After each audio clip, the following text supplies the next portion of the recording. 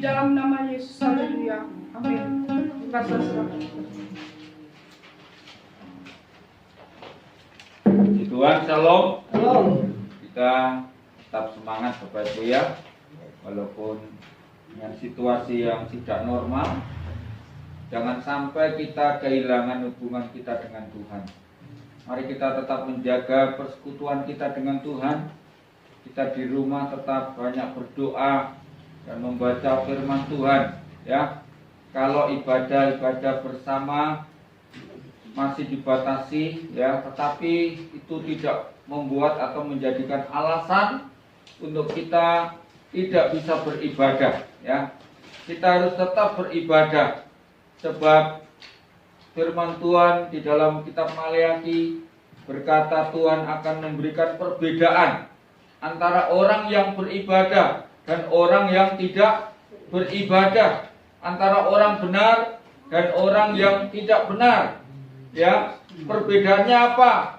Perbedaannya pasti banyak sekali. Antara lain, ya perlindungan Tuhan, pemeliharaan Tuhan, dan berkat-berkat Tuhan.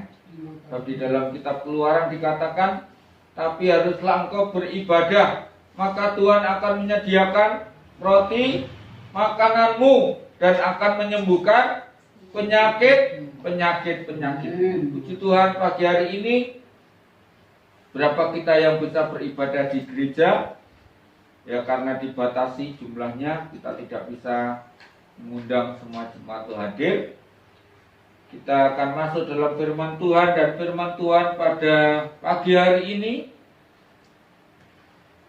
bertemakan bertobatlah sebab kerajaan Allah sudah dekat.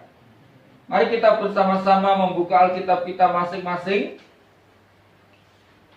di dalam Injil Matius pasal yang ketiga, ayat 1 sampai ayat yang ketiga menjadi pokok bacaan kita pagi hari ini. Matius pasal 3 ayat 1 sampai ayat yang ketiga berbunyi demikian, kita baca bersama-sama. Pada waktu itu tampillah Yohanes Pembaptis di padang gurun Yehuda dan memberitakan, bertobatlah sebab kerajaan surga sudah dekat. Sesungguhnya dialah yang dimaksudkan Nabi Yesaya ketika ia berkata, ada suara orang yang berseru-seru di padang gurun, persiapkanlah jalan untuk Tuhan, luruskanlah jalan baginya. Ya, puji Tuhan. Bapak Ibu Saudara, selain dalam Injil Matius pasal 3 ayat yang hampir sama, kita bisa mendapatkan dalam Injil Matius pasal 4 ayat 12 sampai dengan ayat 17.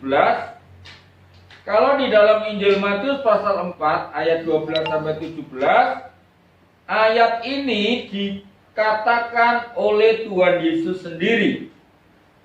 Kita perhatikan. Tetapi waktu Yesus mendengar bahwa Yohanes telah ditangkap, menyingkirlah ia ke Galilea. Ia meninggalkan Nazaret dan diam di Kapernaum di tepi danau, di daerah Zebulon dan Naftali, supaya genaplah firman yang disampaikan oleh Nabi Yesaya.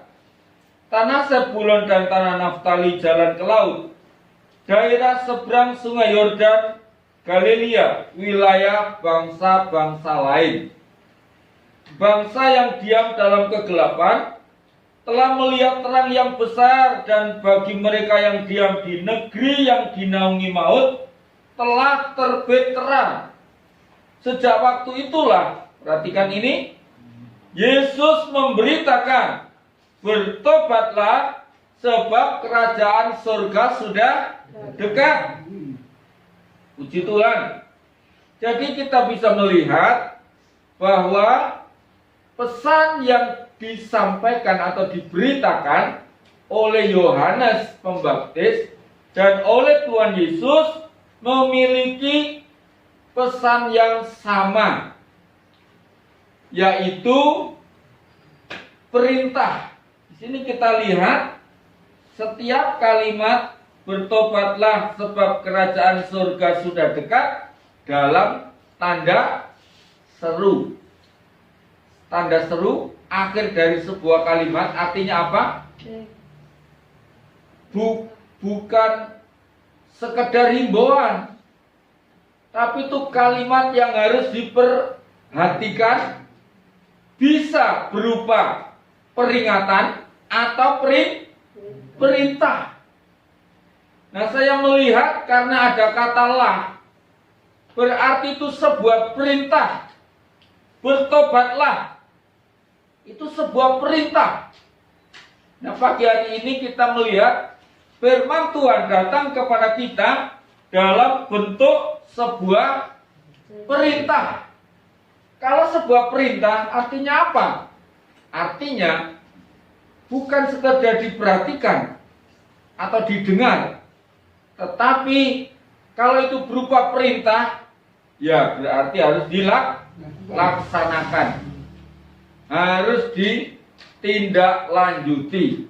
Nah, menarik dalam terjemahan bahasa Indonesia sehari-hari, maka Matius 3 ayat 2 dan Matius 4 ayat 17 saya bacakan berbunyi demikian dalam terjemahan bahasa Indonesia sehari-hari.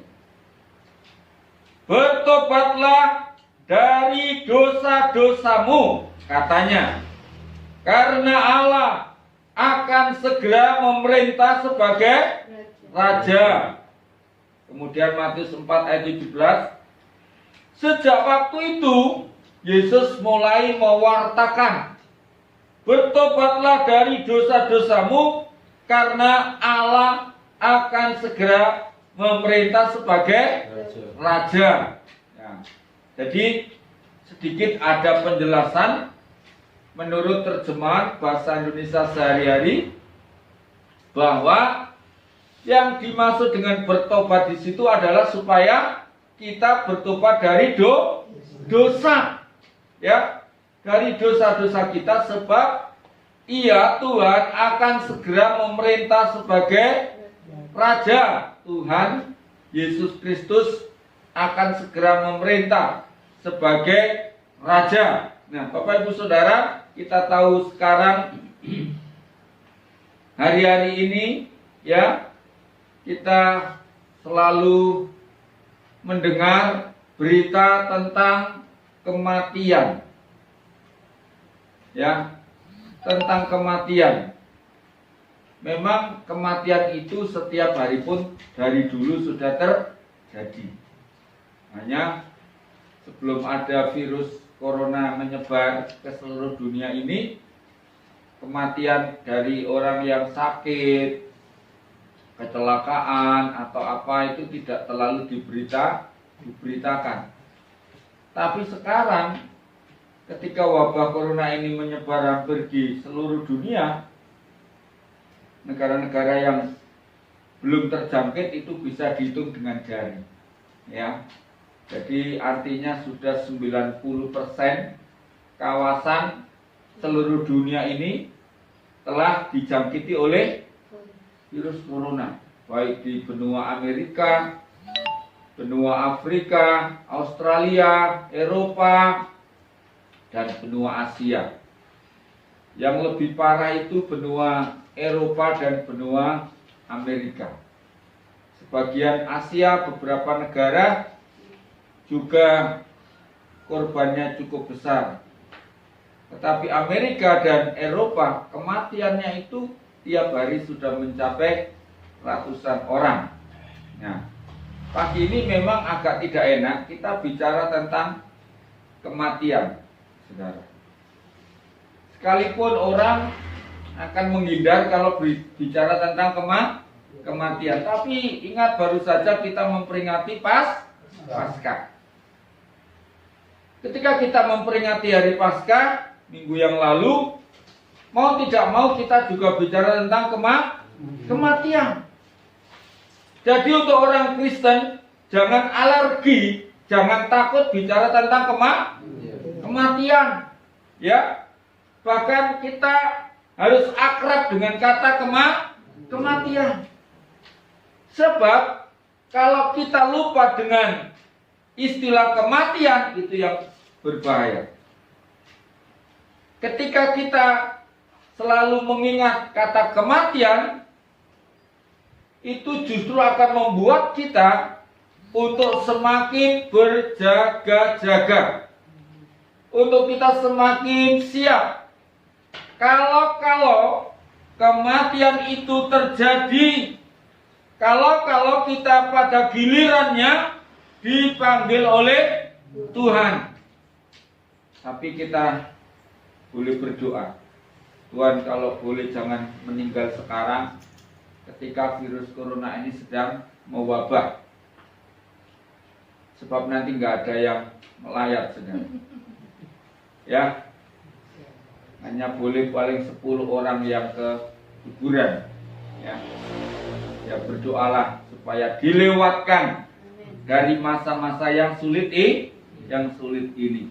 Nah, jadi sekali lagi, ya kita sebagai orang Kristen ya harus familiar dengan kata kematian. Sebab kalau tidak ada kematian Tuhan Yesus sebagai manusia, kita tidak punya pengharapan.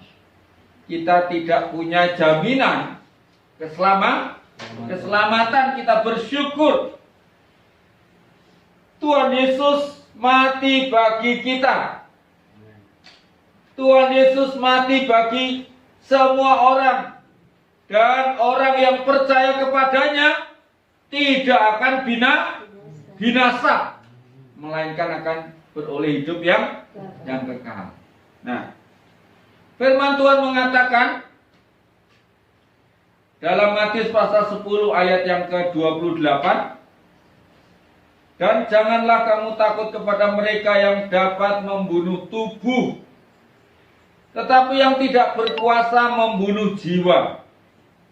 Takutlah terutama dia yang berkuasa membinasakan baik jiwa maupun tubuh di dalam neraka. Nah, ini Bapak Ibu Saudara dikasih Tuhan, artinya karena manusia kita masih bersifat daging, maka satu kali kelak semua orang secara fisik akan mati. Itulah yang dikatakan oleh firman Tuhan.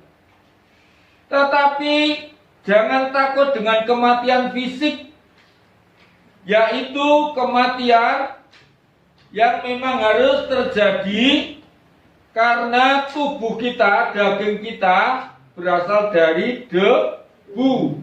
Firman Tuhan mengatakan apa? Yang dari debu akan kembali kepada debu, yang dari Tuhan akan kembali kepada Tuhan. Kemudian dalam ayat tadi Matius ayat 28 diingatkan, takutlah kepada dia yang berkuasa membinasakan jiwa dan tubuh, atau kepada dia yang berkuasa untuk menentukan masuk ke neraka atau masuk ke surga. Nah, Tuhanlah yang mempunyai kuasa untuk membinasakan tubuh dan jiwa. Setan, iblis, dia tidak berkuasa membunuh jiwa.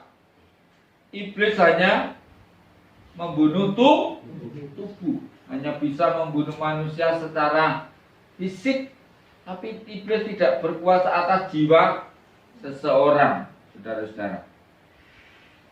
Rasul Paulus mengingatkan kepada kita, kalau kita hidup itu adalah untuk Kristus. Kalau kita mati di dalam Tuhan, mati adalah sebuah keuntungan. Bapak Ibu Saudara, oleh karena itu bagaimana kita mempersiapkan kematian dengan baik, supaya kematian itu menjadi sebuah keuntungan. Wahyu 13 ayat 14, dan aku mendengar dari surga berkata, tuliskan, berbahagialah orang-orang yang mati dalam Tuhan sejak sekarang ini.